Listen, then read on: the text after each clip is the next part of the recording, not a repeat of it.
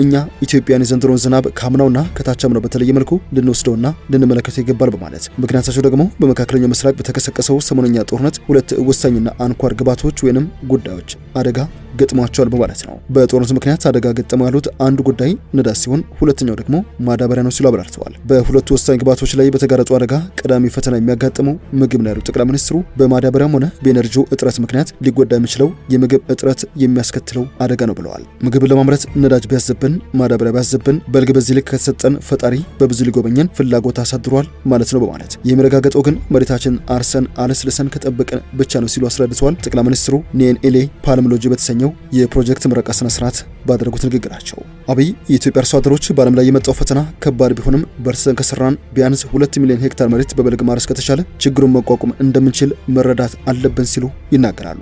ለዚህ በምሳሌ ሲያስቀምጡ በ1 ሚሊዮን ሄክታር ብቻ ስንዴ ብናለማ ከዚያ የሚገኘው የስንዴ ምርት ብቻ በሄክታር 40 ኩንታል ቢገኝበት 40 ሚሊዮን ኩንታል ማግኘት እንችላለን ሲሉ ተናግረዋል። በዚህ መነሻ የበልግን እድል ያበላሸ ክረምትም ያመልጧል በማለት ጠቅላይ ሚኒስትሩ ይቀጥላሉ። በአፋር የነበረው ችግር ይሆነው ይላሉ። ተፈጥሮ የሰጠውን ጸጋ ማወቅና ጊዜ መገንዘብ ተስኖን ለረጅም ዘመናት እንዲህ ያለው ገነትና ውበት ሳናየው ቆይተን እንጂ ሌሎች ዓለማት የሚለፉት ትንሽ ቤት ከገነቡ በኋላ ይህን መሰል የፓልም ወይንም የቴምር ዛፍ በየአካባቢያቸው ለመትከል ለመመገብና አካባቢያቸውን ለማሳመር ነው ብለዋል። የፓልም ችግኝ በአዲስ አበባ በሺዎች ብር እንደሚሸጥ በመጠቆም ለጁ በተገነባበት በአፋር ክልል ግን በሺዎች የሚቆጠሩ የፓልም ዛፎች እንዲሁ በተፈጥሮ በቅለው ይገኛሉ ባናቸው። እኛ ለዚህ ፓልም አልከፈልንም፣ ለዚህ ፍልውሃ አልከፈልንም በማለትም እኛ የሰራነው ጎጆ ነው። ጎጆው ከተፈጥሮ እንዲስማማና ይህን ውበት እንዲያመጣ ብቻ አደረግን ባናቸው።